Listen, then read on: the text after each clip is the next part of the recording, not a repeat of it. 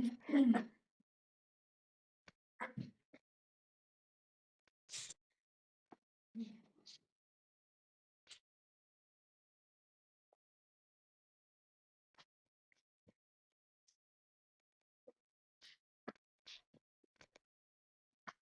afternoon, Mr. Williams. Now, Mr. Connell. Thank you, Lord. If we can return to the witness statement as a guide to where we've got to, at 27, please. I only have one question about this section. You've been asked about HFS, building notes and guidance, and you say you need to risk assess. Were you involved in risk assessing from an inspection control perspective any parts of the new build Queen Elizabeth Hospital? Not in the design process. I was obviously involved in risk assessing patient placement after we discovered the problems and making sure that people went to the best place, but not in terms of the design. So not before patient occupation? No. And in the next section of your witness statement, you deal with a matter you've already touched upon, I think, in answer to a question by His Lordship, as obtaining assurances from members of the design team on various matters. And then if we go to 29, here we're talking about, I think, again, something that you picked up in the course of answering another question earlier, and that was your experience of turning up and having a look at the paediatric bone marrow area. Just as a matter of detail, would I be right in thinking that it was probably 2A rather than 2B, because 2B was the daycare ward? I knew it was Schiehallion, sorry, because it was referred to that at York Hill. It was the area of the bone marrow transplant unit with the specialised ventilation in it. Sorry, Professor Williams, I think you're allowing your voice to drop just a little. I apologise about that. If I could encourage you to speak maybe a little louder than normal conversation. Yeah, I was referring to the part of the Schiehallion unit where there was the specialised ventilation. I can't remember that was 2A or 2B, sorry. Thank you. We've already touched on this, but I just want to get the phraseology you use in your witness statement correct. At the foot of page 29, you're talking about a meeting attended, among others, by Mr. Archibald and Mr. Loudon to discuss issues. And you say in your statement, as I had seen deficiencies in the paediatric bone marrow transplant unit, I specifically asked David Loudon if there were likely to be any problems in the adult bone marrow transplant unit. You asked by His Lordship if you remember the exact words. What you've put here is, he reassured me that everything was okay in the adult unit. Can you remember any better than that now? That was my kind of take on the communication rather than a verbatim quote of what Mr. Loudon said to me. I remember the context of asking the question because Grant Archibald made a comment that I wasn't afraid about asking the difficult question. So I definitely remember the conversation, but I can't remember David Loudon's reply, sorry. It sounds as if you asked a difficult question and got, I was about to say palmed off, but you didn't get a very detailed reply. You were just told everything's fine. Yes. Then on page 30 of your statement, you make the point that you're looking at other PPVL rooms outside of the Schiehallion unit. And there's a debate, which I think you probably touched on earlier, mentioned in paragraph 111 about not transferring patients from the existing Schiehallion unit in York Hill to the new Schiehallion unit in there. Is there, do you know if there's any minutes or anything about that? Because it does sound as if there was a risk, at least, of bringing patients into a part of the new hospital that wasn't fully safe for them. Yes, I would imagine there would be minutes or notes of a meeting or email trails around the meeting, but I've not seen any. In the bundle, and as I say, I've not had access to my emails since I left UGC. But it would be correct to say that one of the factors in that discussion was that investigation of the Schiehallion unit in the new hospital suggested there were at least some difficulties with its patient safety. Yes, absolutely. patient safety can, to an extent, be mitigated in terms of prophylaxis, but again, you would want the prophylaxis and the ventilation, ideally. Because then you're giving the patients extra medication, to use a layman's terms, above what they require for their illness in order to cope with the fact that there's inadequate building, is it? No, prophylaxis is a fairly standard procedure in routine bone marrow transplantation. It improves patient outcomes, so all the patients would have prophylaxis for that procedure anyway. Again, I'm not an expert, that's my recollection, but I think giving mold-active prophylaxis for our bone marrow transplant patients and high-risk patients was well established by that point. In 112, you cover something you touched on earlier, and you suggested, I think, there was a spell built in to the proposed move where there were going to be no bone marrow transplants. Now, I have at least some information suggesting that's not right, and that bone marrow transplants were taking place as early as July of 2015. Can you remember about that? I can't remember that. I mean, I remember there was still discussion about patients being transplanted in some minutes that I saw in the bundle much later in the process, but my recollection is that there was a pause at that point in the bone marrow transplants. Because you mentioned in paragraph 112 some testing to be done by John Hood. Was that not a little later in the process? No, that was very early on in the process. So as I said earlier on, I made the kind of initial observation that there was no HEPA filters fitted, and to my eye, the ceiling in the room didn't seem adequate. I contacted John Hood, who kindly, I think he agreed to come across later that day or the next day, along with Ian Powery, and look at these rooms in more detail to find out whether he agreed with my views. So this would be end of May, early June. Could we have a look at bundle 14, please? Volume 1, 261.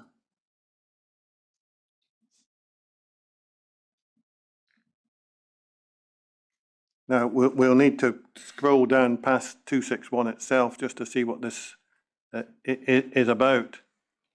But this seems to be you telling Brenda Gibson, I think, that the unit should be safe to use from the day you move in. We will air sample 1 week before as a final check. Because at the bottom of that page, you see Dr. Gibson saying, when will we be able to restart transplanting? So you come back and say, well, anytime from day one. Yes, because that was my understanding at that point, because the email was sent prior to us being aware of the problems on the Schalian unit, which was later in May than that. So that was a general inquiry from Brenda Gibson about when she could theoretically stop the pause in the treatment. That didn't relate to the knowledge that we had after we moved into the bone marrow transplant, which from recollection, I think it was the 28th or the 29th of May when we found the problems, maybe the 27th, sometime towards the end. Certainly at that point, I wasn't anticipating any major problems with the bone marrow transplant unit. The air sampling was the reinstitution of our routine air sampling from York Hill, as we discussed earlier, not air sampling specifically to detect problems identified in the bone marrow transplant unit. Can we just look at 270 in the same bundle, please?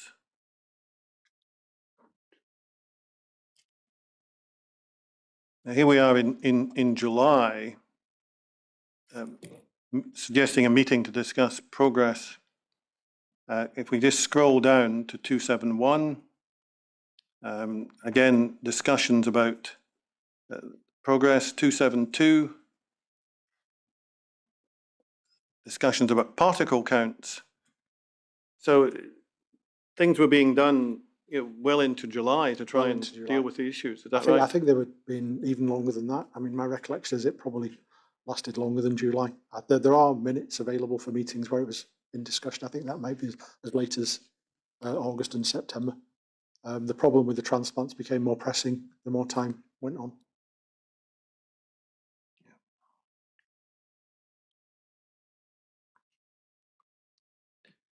Do you remember whether any investigation was done at that time as to what the air change rates were in the Schalian unit? There would have been, so what we undertook was a process of firstly putting the rooms to what we thought with the correct specification. So the contractors came in, fitted the HEPA filters to the rooms, resealed the rooms, and then they were subject to pressure testing and revalidation. There would have been exchange rates at that point. Because we know from material that arose well after you had gone that even in 2018 it was being discovered that the air change rates in the Schiehallion ward were not what was recommended for immunocompromised patients. The process at this time, I can't comment on later, was that there needed to be a kind of what they call the 3 director sign off for the decision to proceed with these rooms. So clinical team led by Professor Gibson, the infection control team and the estates team, and the criteria were that the rooms met the specification as outlined and the air sampling was acceptable to both the infection control and the clinical teams. I can't remember the exact details, but we wouldn't have proceeded with bone marrow transplants until we were happy that the rooms were functioning to the appropriate specification. But this is really the question I have, that as I say, we know from other evidence to the inquiry that as late as 2018, specialists are saying these rooms are not providing the 10 air changes an hour that were recommended for that patient cohort, or indeed the pressure gradients that were created. So how did you become satisfied that they could proceed in 2015? By employing commissioning engineers and specialists in the areas in a similar way to the document we looked at earlier, where all the parameters are measured and assessed and then a verdict given. So there would be documentation around the Schiehallion rooms from that time.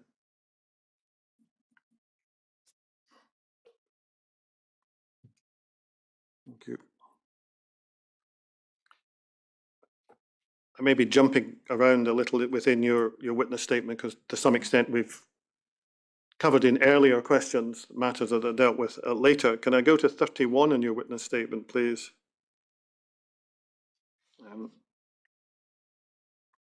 In paragraph 114 on page 31, you're dealing with a dust problem because there were demolition works going on. So this is in the early part of patient move-in in 2015, is that correct? That's correct, yes. And you were concerned about that. It is the production of dust also sometimes bring fungal issues as well. And quite often, especially if there's organic material in the dust, so from old flooring or rafters, roof spaces, things like that. The concern was that the patients couldn't be moved out of the old blocks until the new block was built. So it would have been impossible to demolish the old blocks before the hospital opened. The old blocks were downwind from the new hospital, and fungal spores spread through the air in the direction of the prevailing wind.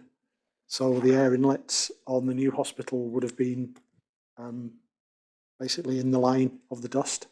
There's a variety of filtration stages, which basically takes the air from big particles and dust right the way down to microscopic particles with the HEPA filters.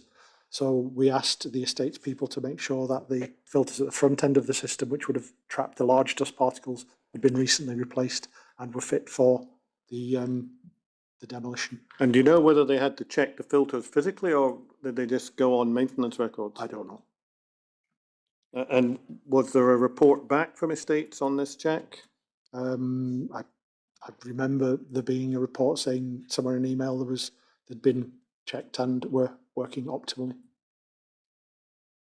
But this was again a precautionary measure in addition to the extra layers of filtration further down the system to make sure the filters didn't clog behind the initial filters.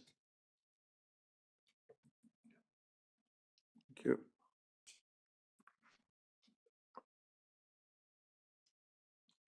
So I think in the next couple of paragraphs you're commenting on a meeting that in fact you weren't at, but it raises similar questions about getting assurance from the project team, which wasn't being provided. And then we move on to a topic that we have already touched on to some extent, which is the Ward 4B saga. And you say you were on leave initially, and then you came back, and it turned out that there were some difficulties there. I mean, there's a discussion there about air sampling showing problems. Should that not have been done before there were patients there? It's a difficult balance to achieve. We talked earlier on about the hospital looking like a building site after it was handed over to GGC. Air sampling in that context would be less useful because it's not the conditions that would be present when the patients are in the ward. It's a judgment, and the judgment would be taken by the infection control doctor for that area as to when the balance between kind of readiness of the ward was there to allow meaningful air sampling to take place. So I can't comment on why that decision was taken, but I have no reason to disbelieve that it was done at the most appropriate time, given the circumstances of the move into the hospital. And then we hit in a sense, a discussion we've already touched on, which is that essentially investigation showed that on a whole range of issues, the rooms were just not suitable to move, well, for the move that had actually already taken place. Yes. And the decision had to be taken to go back. And I won't go back over that with you. Bear with me. And we've already discussed the exchanges about whether the original clinical output specification at the time that the decision was taken to move the BMT unit in was or was not adequate. So again, we'll not deal with that.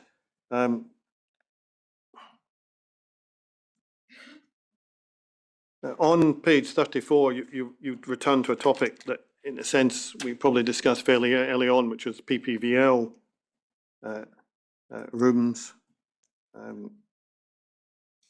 where you say in 125 that you were trying to deal with this issue not just in one area but across the whole site.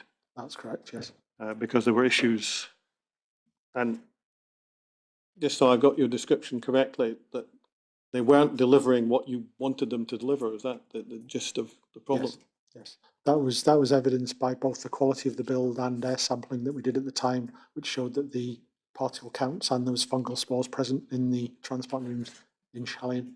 When I didn't personally examine all of the other rooms. I asked one of my facilities colleagues, Mary Ann Kane, she was detailed to go and do it following the management meeting, and she confirmed that there was absence of HEPA filters and appropriate sealing in rooms right across the site. So it looks as though the problems that I'd identified in the Chalian ward personally were replicated in all the PPVL rooms across the site. So this is your juggernaut of problems that you mentioned earlier. The PPVL room is shortly followed by the adult bone marrow transplant unit, yes. And on page 35 of your witness statement in paragraph 126,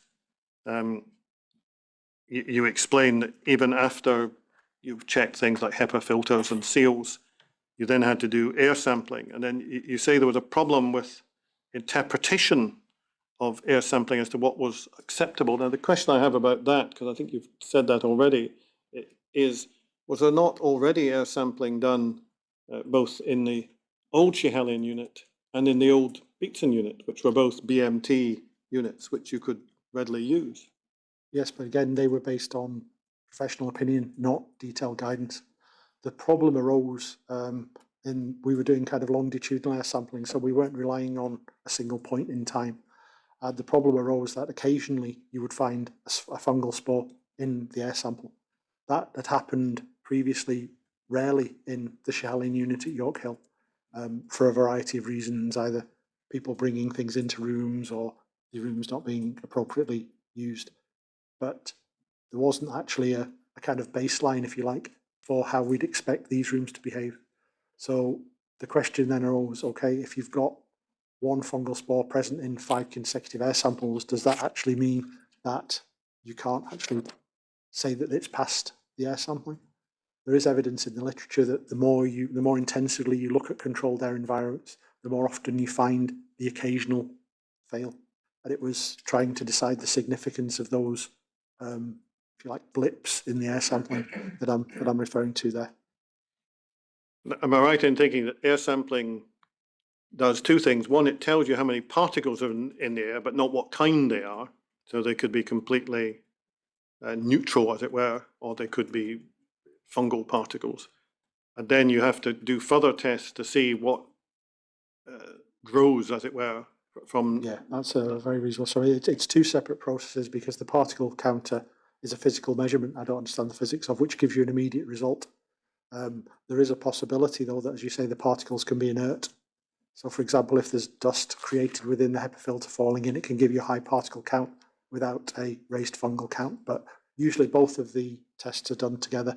The problem is that you have a lag between the availability of the particle count, which is immediate, and the culture, which can take, you've usually got an indication by 48 hours, but for complete identification, it takes 4, 5, possibly 7 days.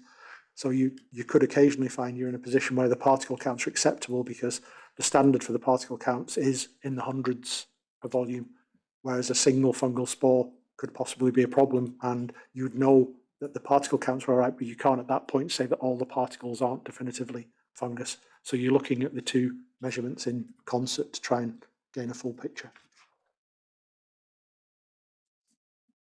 Thank you.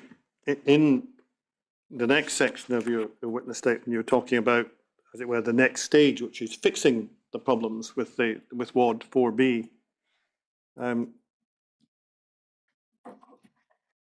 Now, we've seen the kind of things that John Hood had set out previously, that you had contributed to. But was the big problem not that within the capacity of what had already been built, you couldn't get everything that would ideally be provided in the build? At that stage, that wasn't clear. No, at that stage, we provided a specification as we thought for the bone marrow transplant unit. John Hood, I think it was Anne Harkness that led the process around this, pulling all the details together with the estate's colleagues. We also took advice from Peter Hoffman, who is a clinical scientist specialist in Colindale at London, as to what things he would be concerned about and what else he would want to see in the specification. And those emails should be present in the bundle.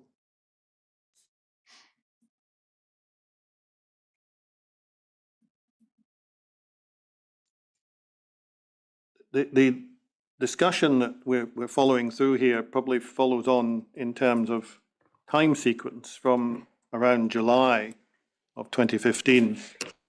Now, in paragraph 131 of your witness statement on page 37, you mention HPS because you're asked, who was involved, and you say we involved Peter Hoffman at HPS to get external experts to provide advice.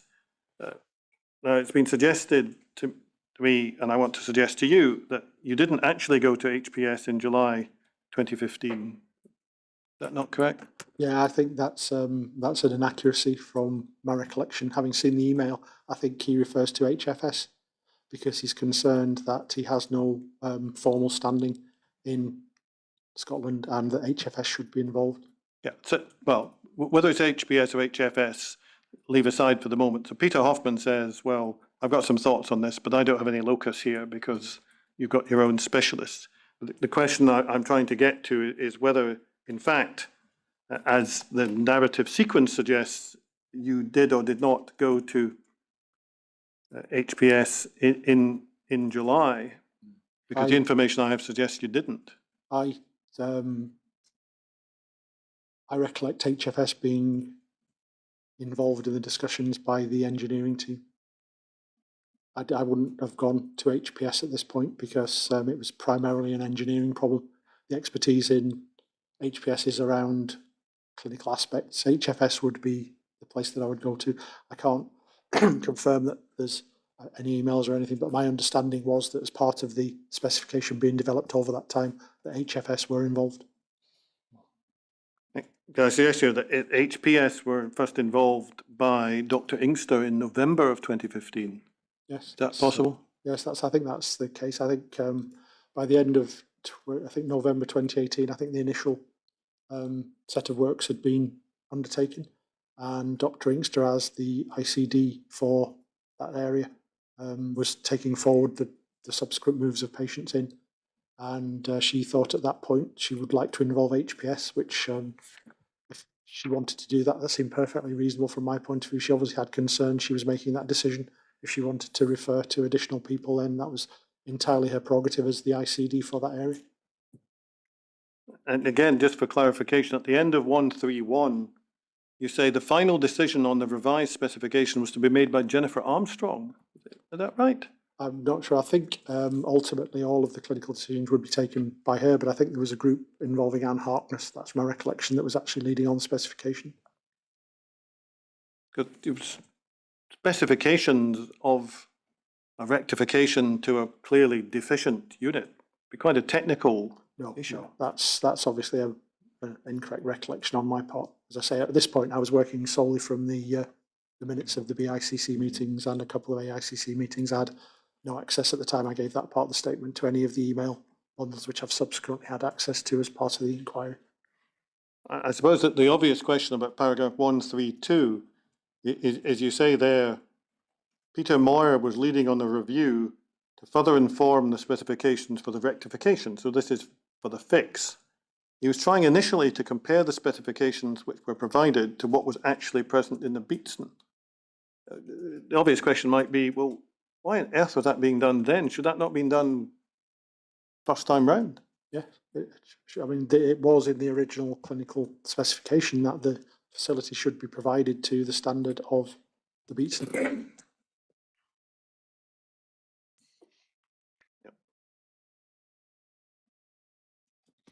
But then essentially you proceeded to get the details sorted out and try and get the thing fixed.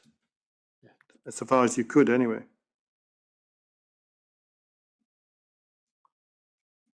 Can we just come on to page 38 of your statement, where you're talking about HAI-SCRIBE? It's a question that in one form or another been put to a number of witnesses. HAI-SCRIBE is essentially a checking system to ensure that there is a compliant build from an infection control perspective. Is that right? No. HAI-SCRIBE has two main uses. The use we discussed earlier on was basically a checking and checking tool after a new build. But the main use we put it to in Glasgow, and it had been used for a number of years, was making sure that projects that were being built in patient areas were managed accordingly to reduce the risk of infection to patients. So I specifically raised this point here because I was told that, I think it was Brookfield, were going to be the contractors who were doing the rectification work on the adult bone marrow transplant unit. Brookfield had had experience of working on the building site, as I was aware of it, where they were basically in an empty hospital without patients. I wasn't confident that they knew all the parts of HAI-SCRIBE, so I was just highlighting the importance of getting the HAI-SCRIBE process alongside that process because there would still be patients in the hospital. So I didn't want the contractors to be treating it like a building site. Can you tell us whether anything similar to that was done, to your knowledge, at the end of the building process before handover? From what you've told me today, I would imagine not. As I said, the HAI-SCRIBE documentation clearly outlines for the new projects that the project manager, I think it was, should be responsible for the stage 4 HAI-SCRIBE. A major part of the HAI-SCRIBE in terms of the what you call the tick box, which is actually a process that you have to work through rather than a checklist, lists compliance with HTM 0301 as necessary. So I can't see how HAI-SCRIBE would have been performed at that point. Yeah.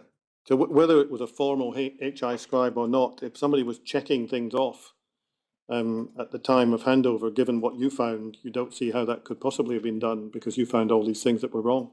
And not just myself, it was Dr. Inkster and Dr. Peters were also involved in finding things that were wrong in broadly the same time frame. So there was a number of people finding problems across the hospital in that time period. Thank you.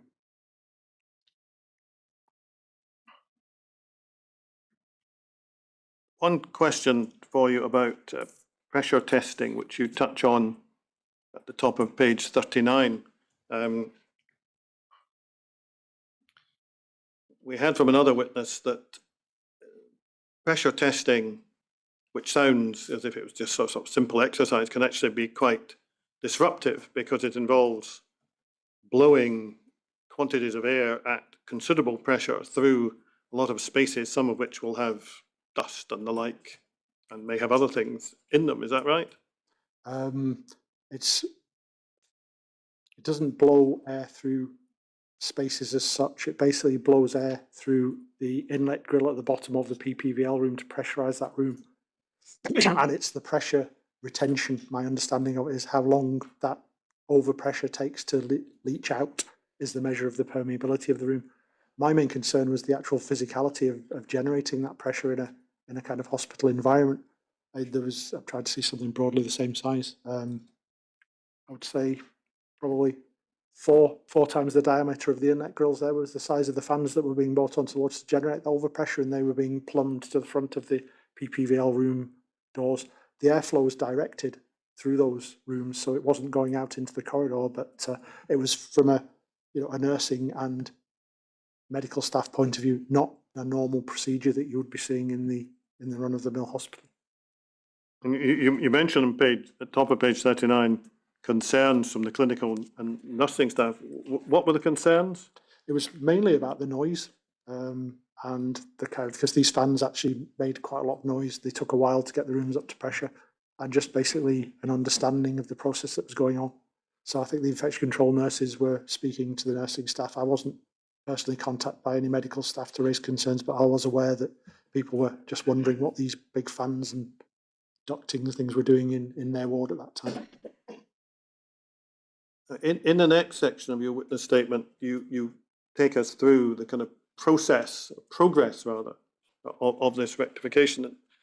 The consistent theme of what you say here appears to be that some people thought it was going to be done very quickly and were saying so, but you were wondering why on earth they were saying so, because there was no realistic chance of them finishing in the kind of speed that some people thought. I had no experience of this, but if you just purely the logistics of finding the HEPA filters. I mean, at one point we were flying HEPA filters over from Ireland to try and get these things done, fitting the HEPA filters, getting the specialist engineers that need to do the various aspects of commissioning lined up at the appropriate time to do the testing, and then the delay we've just discussed about the final, if you like, the final microbiological test of culturing the organisms is not something that happens very quickly. It's a complex process, and it takes time. Yep. But someone somewhere had an inaccurate, even more inaccurate guess than anyone you might have, because in your witness statement, you say, paragraph 140, which is talking about a meeting in July, time frame slipping to a later date. Then at the foot of the page, you're talking about November. A lot of the work's been done. And then over the page 143, a meeting at the end of November, there's a reference to the BMT service moving back, but you were nowhere near being able to move back at that point. That's my recollection. I don't recall there being any realistic options of the service moving back. The patients were back, unfortunately, he said, via the Queen Elizabeth Hospital back in the beats, and there was no ongoing patient risk to those patients. The ward was being utilised as extra beds for the winter pressures, so there was no clinical risk, and I don't know when the patients eventually returned to the Queen Elizabeth Hospital, but I think it was after my departure from Glasgow. Can we just look briefly at 145, where you're asked about a particular document? Perhaps we could just have a look at this, which I think is bundle 3, page 36.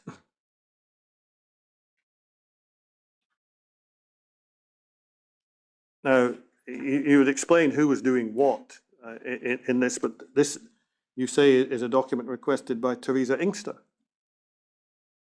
How does that fit with the narrative you've been giving us? Because Teresa Inkster was, at the end of November, the infection control doctor for regional services, and the bone marrow transplant unit was part of regional services, so she was taking forward the moves back to the Beatson. I think at that point, the contractors had finished the first tranche of work they were planning to do, and I recall having a meeting with Theresa, I think, just to discuss some of the things that we actually needed to do. I think it was around making sure the validation was okay, a variety of, I think there were 3 or 4 points, my recollection. But I think she was still nervous about reopening the bone marrow transplant unit, given the experiences that we'd all had, and suggested that HPS get involved basically just to review the specifications and to find out whether there were any deficiencies in the specifications, which at the time seemed entirely appropriate to me. As I said, she was being asked to do this. If she had concerns, then it was absolutely within her gift to get additional advice. Yeah, and we see from the first page of that document, in the heading background at the end of that section, this SBAR focuses primarily on the 4B situation, and it's noted that HPS have been requested to support NHS GGC with other areas, including the Shallian ward, critical care, and the ID unit. And then so this is an SBAR, so situation background assessment, and so on. Under assessment, situational assessment undertaken by HPS. We go on to the next page, please. What was done, who was contacted, a list of guidance, and so on, including discussions with Mr. Hoffman. And we see at the foot there reference to the most important aspects, including rooms that are held at positive pressure, are sealed and HEPA filtered, and then why they're HEPA filtered. I assume you agree with all of that. Yes. And we go on to the next page. And this is a more detailed discussion about where the filters should be. And we see about half a dozen lines down a reference to positive pressure, 10 pascals. You're familiar with that requirement?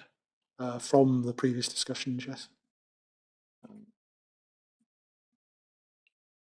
And a monitoring system, in other words, somewhere there has to be an alarm that lets the nurses know if the pressure is down. Yes, was down or up. Yes. Ceiling tiles not recommended, and then recommended bedroom air changes, SHMO thrown 10 per hour. Was that ever achieved in 4B 10? Not to my knowledge, but as I say again, the final process lasted long after I'd left. Perhaps we just see the end of that document for completeness. Recommendation, and then there's a list there, many of which we've just touched on. Bedroom air changes of 10 air changes must be achieved, ceiling, and so on and so forth. So you've no reason to quibble with any of these requirements. No. Okay. Now, later in your statement, you reference a series of minutes of various committee meetings, at which lists are provided of people being chased for this, that, and the next thing. A lot of validation chasing among other things.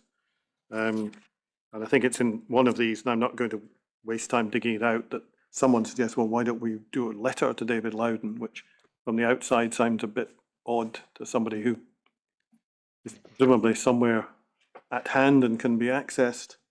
I don't recall that part of the email trail. Good. When we see the end of paragraph 147, which appears on page 42 of your witness statement, I'm just trying to get a picture here.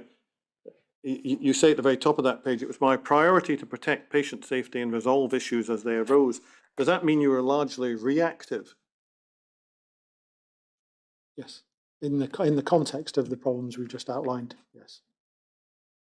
Thank you.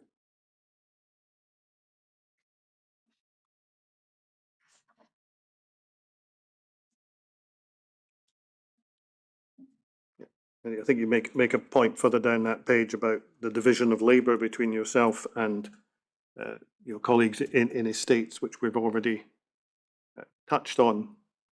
And on page 43 of your witness statement, you made the point I think you probably made earlier, that due to the size and complexity of the site, it was difficult to manage from an infection control perspective. Is that right? I think so. It was the balance between maintaining continuity for the patient as they journey through different parts of the hospital with the complexity of a single person being able to manage all this. Thank you.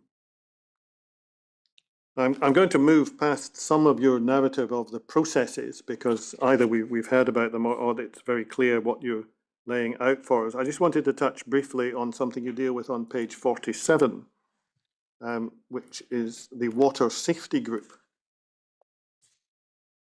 There's been some discussion with other witnesses as to the water safety group. The unkind version is they did a lot of talking, but they didn't do much else. You sat on that as a backup to Mr. Walsh, is that right? Yes, I think the 2014 guidance around Pseudomonas changed slightly the nature of the water management that was happening in the hospital. I think it was 2014. Prior to that, the water group had been predominantly an engineering-based committee with input from infection control as required.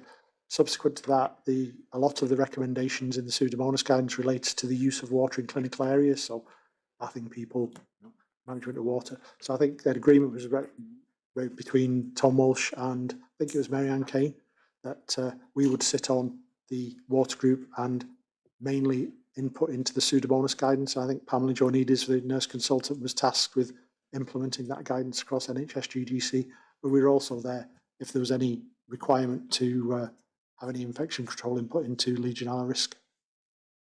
The reason I wanted to ask you about this, wearing your infection control hat, is that in paragraph 168, you say that the water safety group members are brought together to share responsibility and take collective ownership for ensuring that all foreseeable water-related risks are identified and assessed, appropriate control measures and monitoring strategies are implemented, and control plans are developed. Water safety groups should ensure each hospital has a Legionella risk assessment.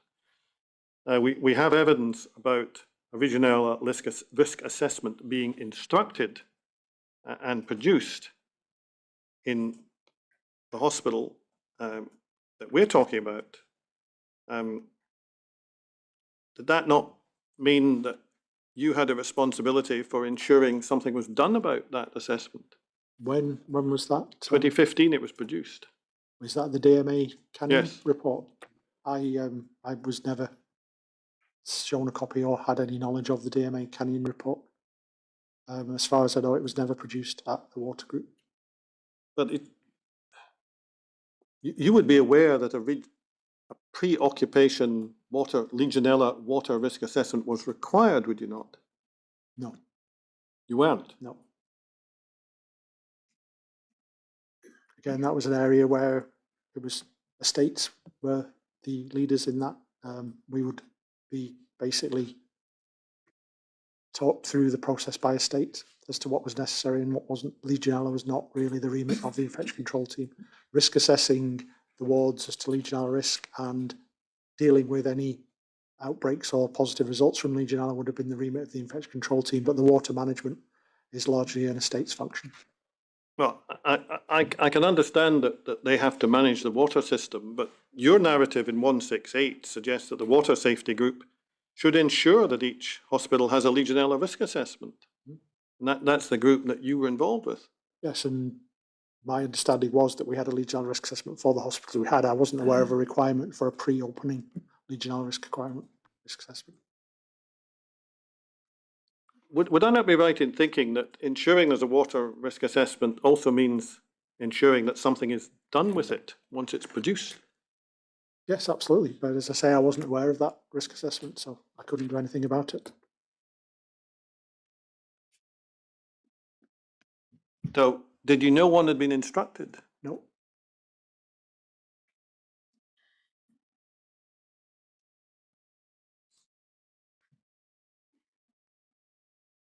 Did you make any attempt to find out whether there was one? No, because I wasn't aware there's a requirement to have one. Cool. Can we jump on to another document that is a little puzzling, perhaps, in 175 on page 49. Can we just have a look at this, please? Bundle 27, volume 3, page 335. Now, I wanted to look at this page first because it gives us like a heading. This is something that happens after you've left. And as I understand it, you've been approached to give some answers to some questions, and you've answered these questions. Yes. The heading to this document is some responses received from Dr. Williams ray his involvement as ICD in commissioning of the hospital, from which you might think we're about to see something fairly extensive, covering a whole range of issues. When we go on to the next page, notwithstanding the heading, and quite why this was done, I don't know, it says, were you involved in the design of the water system? No. Were you involved with the sign-off of the water system? No. Did you review the water test results as part of project handover? And I think earlier in your statement you said you witnessed the sampling process. Is that right? To check that it was correct? I witnessed the sampling process. I also, when Ian Powery took me through the spreadsheet where there was fails of the total viable counts on that, and we reviewed the spreadsheet of results. My recollection is there were a few sporadic raised total viable counts around the hospital, nothing to suggest a systematic problem, and the subsequent remedial works put in those areas with the states cleared that problem. And this was right back at early occupation of the hospital, is it? This was at the very beginning of when we took over the hospital, yes. Yeah. And these are your answers? Yes. Just checking, there's nothing on 337, please. No, we're onto a different document entirely. But My recollection of that document is I was approached by Tom Walsh to say that HFS were doing an investigation into the Queen Elizabeth Hospital. Would I be happy to answer questions to assist that investigation? To which I obviously replied yes. Those were the questions that were sent to me, and the answers are as you record.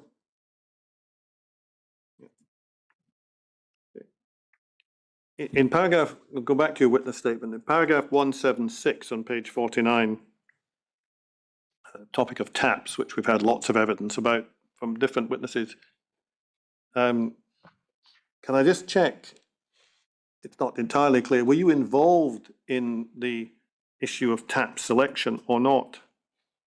Other than saying that they should be to the current STHTM, which I discussed earlier on with, that was the majority of things that we were discussing very early on with Jackie, the infection control nurse led the project.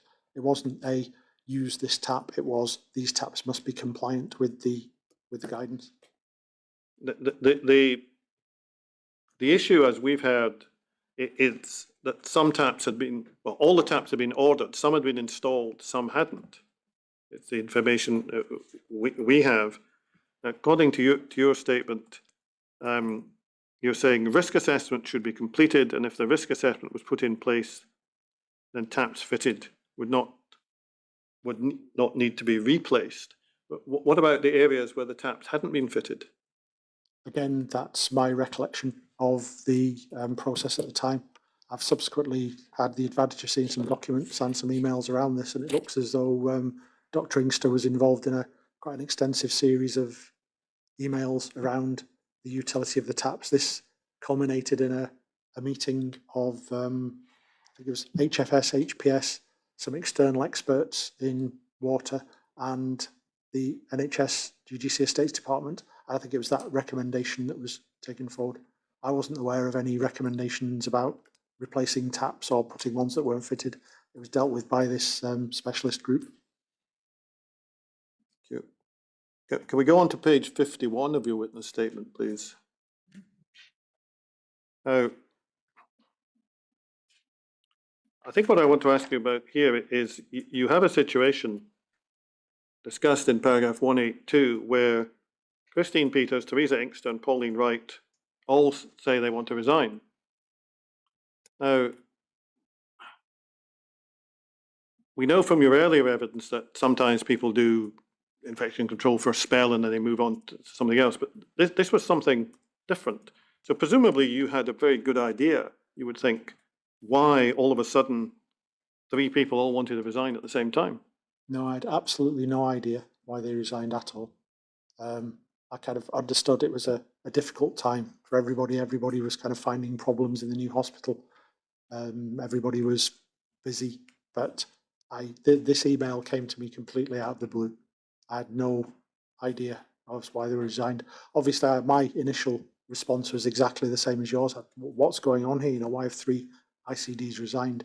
So I think from my recollection, the email came from Brian Jones rather than the individuals who wished to resign. So I telephoned Brian to say, Brian, can you tell me what's going on here? You know, what do we need to do about it? And he said to me that he wasn't able to speak about it. There would be an ongoing process to discuss this that I would be informed of at a later date. That left me basically with 4 infection control doctor sessions down. Dr. Wright was due to demit, as we discussed earlier. People leave and move on from infection control. No replacement had already been indicated to me. I can't remember exactly what the doctor's name was, sorry, but there was a replacement for Pauline Wright. So she resigned, I think, on the Wednesday before she was due to stop on the Friday. That left us with Teresa Inkster and Christine Peters sessions. I had a urgent meeting the next day with Tom Walsh, Sandra McNamee, Linda Begrard and Alison Balfour, who were the 2 other ICDs that were left. There would have been 3 of us on the Monday, but I don't think I'd been informed of the details of the person who was replacing them at that point, so I couldn't invite them to that meeting. We discussed basically how we'd continue the service while I was waiting this process that Brian Jones had outlined. Alison Balfour and Linda Begrard were both happy to provide additional infection control doctor cover to the Southern General Hospital pending that resolution. We agreed that with Tom as the infection control manager. And then I think it was the next day we took that view to Jennifer Armstrong, who's the executive lead for infection control, suggested this process going forward, and I was told by her she didn't wish to allow the 2 doctors who'd resigned, because it was only 2 by that time, because as I say, Pauline Wright wouldn't have been in post by then anyway, to demit their sessions. So I was left with a team, 2 of which had resigned. I didn't know the reasons for the resignation. There was no indication of the reasons for the resignation given to me by Jennifer Armstrong during that discussion. It was a very difficult situation, as you can imagine, to manage a team with 2 people who basically didn't want to be there.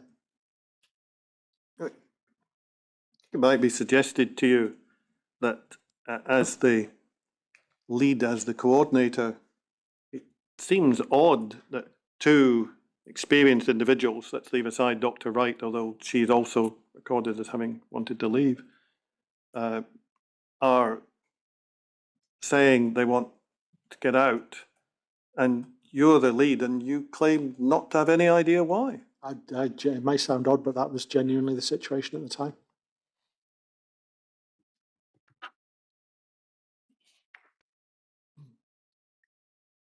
And the process that you say Brian Jones outlined, what did he outline? He basically just said there would be a process. He didn't outline. He said there was something along the lines of there will be a process. You will be involved, or you will hear of it sometime in the future. There was no time frame given. There was no details of a process. It was a telephone call at the end of the day. It just seems a rather odd narrative. You claim to have no idea why this is happening. Brian Jones tells you nothing. You go to Jennifer Armstrong, according to your statement at 184, she tells you nothing. Again, looking from outside, it seems a very odd situation. Yeah, I can see that, but that actually was the situation at the time. So you say in 185 that you got nothing from Jennifer Armstrong about why. So you were trying to run the service with 2 pretty senior people saying they didn't want to be ICDs. And you say in 185, they tried to undermine your position. What do you mean by that? There's basically occasions when they were second guessing decisions that I'd made, more so in the microbiology laboratory where I was trying to manage the paediatric patients as my half a role. So for example, I would start a management plan for a patient. I would come back the next day to find out that somebody else had been and said, oh, we don't think that's a good idea. You should do that. There was incidents of that nature. You say in your statement they took any opportunity to undermine my position, and you've dealt with consultant microbiology, both in infection control. What were they doing in infection control, according to you? There was an incident around a serratia outbreak in the neonatal intensive care unit, where there was a number of cases of serratia which were found on screening rather than on infections as such. We've been having infection control meetings all week, and I believe you've gone through the kind of HAI-SCRIBE score in detail. So it was scoring green as HAI-SCRIBE at that time.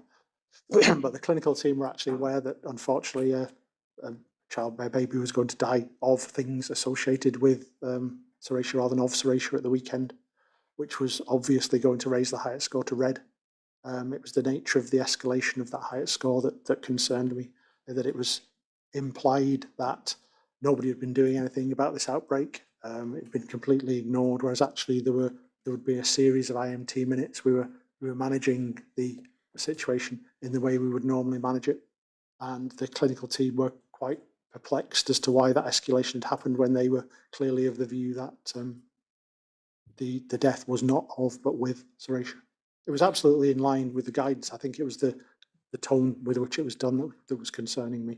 The implication that things had been ignored, things hadn't been done properly, when actually, with the involvement of the infection control nurses, who were some of the most experienced infection control nurses in paediatrics at the time, the investigation was being managed appropriately. We might not have taken an environmental sample when somebody thought there might be an environmental sample necessary. But again, as part of the process of the HAI-SCRIBE, Health Protection Scotland came in afterwards and again didn't find any major flaws in the whole process. Yeah, but if I understand from that answer, the escalation of the HAI-SCRIBE score to red was entirely in accordance with correct procedure. The escalation of the HAI-SCRIBE score per se, but if the escalation of the HAI-SCRIBE score had been, we've been aware of this situation for some time, it's been dealt with by an incident management team, the child was carrying the organism, not dying of the organism, then I think the conversations would have been of a completely different tenor. You actually deal with this serratia outbreak later in your witness statement, in particular in paragraph 201. I know you deal with it to some extent in other paragraphs as well. So we look at 201 on page 57, and you say, well, as I read that paragraph, that was a criticism of the HAI-SCRIBE process rather than the criticism of Dr. Peters and Dr. Inkster. No, it's not. It's not a criticism of the HAI-SCRIBE process. It was a question in response to what is the HAI-SCRIBE process and when is it useful and not useful. So the HAI-SCRIBE process is more useful in infections such as norovirus and Clostridium difficile, which are the normal run of the mill. It doesn't take into account a rapid swing from green to red as a result of one case. So that was the context of that answer.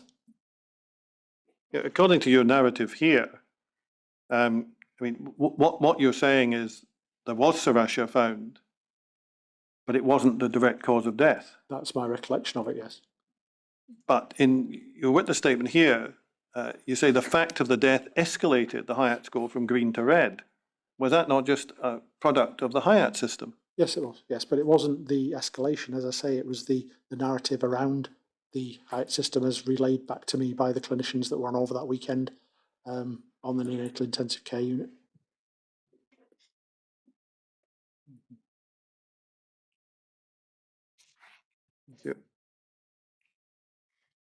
In your final comments, you mentioned various things, particularly in relation to previous investigations. I think we see these on page 58. And in particular, you say that you were concerned with the implication that you left before you were pushed. Now, am I not right in understanding that, at least, although you've not seen it, you are aware of the existence of a document in which it is said that Mr. Brian Jones gathered opinions from a large number of consultants which made, shall we say, critical comments about your conduct? I've been made of that document and a document drawn up by David Stewart as part of the inquiry. None of those allegations were ever put to me at the time, nor was any allegation of any problems with bullying or being a team player, either in that post or in any post that I've had in the NHS or outside. So none of this had anything to do with you leaving? The reason that I left is that basically I wasn't aware of those documents at the time, so I couldn't have actually taken those into account. My reasons for leaving was that being the lead infection control doctor for a board the size of Glasgow it's quite a hard job. You rely on support from your colleagues in management above you and your colleagues who are nominally reporting to you. Without that confidence, then it became impossible to deliver the job to a standard that I would have wished to deliver it. So at that point, I tendered my resignation. Well, Lord, I have no further questions for this witness. Professor Williams, what I need to do is discover whether there are any other questions in the room, and what I'll do is I'll break for about 10 minutes to allow Mr. Connell to canvass whether there are such questions. So can I ask you to return to the witness room? Thank you.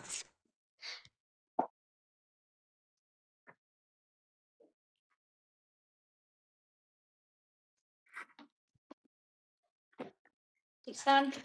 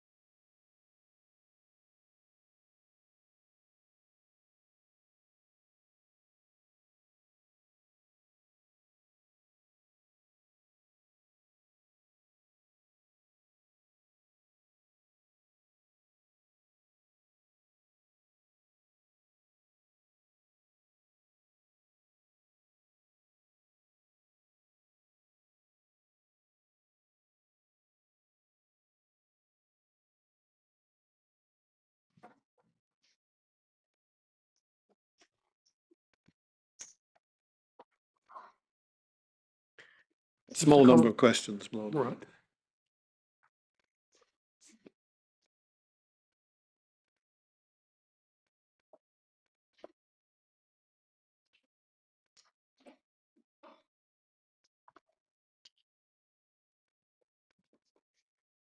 Professor Williams, I understand there are perhaps a few more questions. Okay. Mr. Connell. Just essentially two topics, both of which we've touched on. I just need to go back on them very briefly. The first one is relatively straightforward.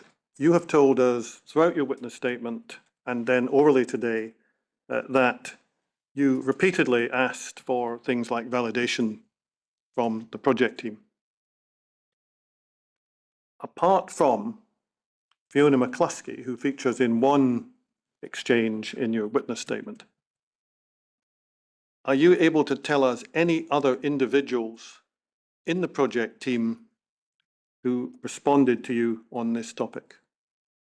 No, I don't have access to emails, so other than the ones that have been provided by the inquiry. And you can't remember any other names? I don't remember any other names, no, I'm sorry.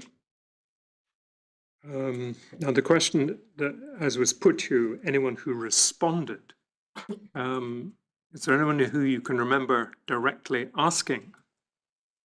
I think it was the questions were asked as part of the SMT process, so there would be emails after the SMT meetings, not necessarily from myself, to the project team with requests for this. Right, so you probably did not make any requests specifically to a person, but rather by email to the team. Yeah, right, to members of the team. Okay, thank you.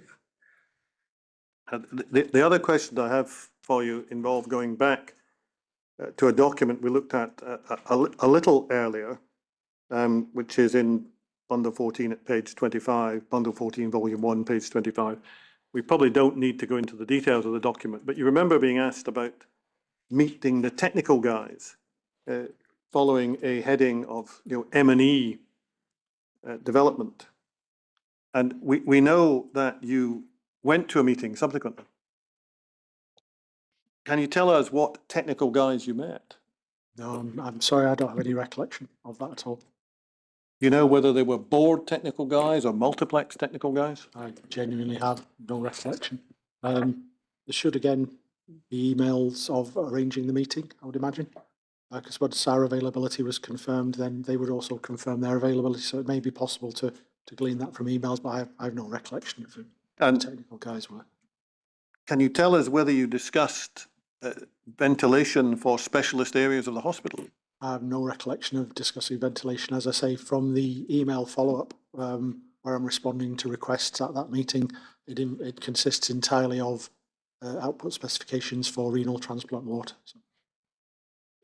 A follow-up question to that is, you obviously had a particular interest in the Schiehallion unit because you had knowledge of the Schiehallion unit at York Hill and the fact that it was moving. Do you remember discussing any ventilation issues for the Schiehallion unit? No, the first recollection I have of any details of the Schiehallion unit was when I was contacted by Professor Gibson to say that the Schiehallion unit was going to be provided with the PPVL rooms. Do you remember whether you were told anything about air change rates that were going to be provided? I have no recollection of that.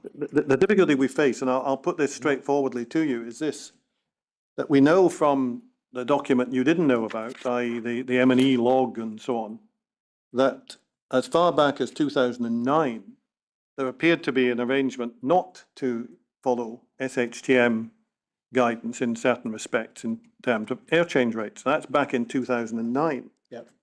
So the question comes to be, when you're going to a meeting with the technical guys to discuss M&E issues in 2012, you tell us that you're always saying build to guidance. That's your standard response to a whole range of issues. But if somebody was telling you about ventilation then, they'd have had to say they weren't building to guidance. If somebody had have said they weren't building it to guidance, clearly I would have escalated that because that would have been a concern. I mean, our whole response to the technical build throughout was this needs to be built in accordance with SHTM guidance. If somebody at a meeting would have said to me, we're not building this guidance, what do you think about that? My response would have been, well, I'm terribly sorry. Firstly, I don't have the expertise to do that.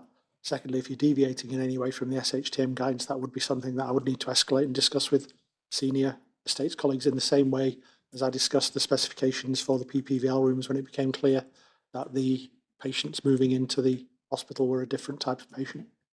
So again, I have no recollection. Dr. Inkster, I think, from the email trail was also at that meeting. I don't know whether she could recollect the details of that meeting. The reason I'm pressing you a little bit on it is that the email to you from Jackie Stewart, which starts this trail, which is specifically directed to you, says the technical guys will outline the water systems, let's leave that a moment, ventilation system to the generic form, e.g. bedrooms will have X amount of air changes, which suggests at least that one of the topics for likely discussion was air change rates. Even in an ordinary single room, that might have involved revealing that the air change rate was going to be 2.5 instead of 6. Yeah, I have no recollection of air changes being discussed. The first time I became aware of the derogation from 3 to 6 air changes when I found it on the in the documentation for the inquiry website. That had never been discussed with me prior to that date. I have no further questions, Malone. Thank you, Professor Williams. That's the end of your evidence and you're free to go. But thank you both for your attendance today and for the preparation work in preparing your statement and preparing yourself to give evidence. However, you are now free to go with my thanks. Thank you very much.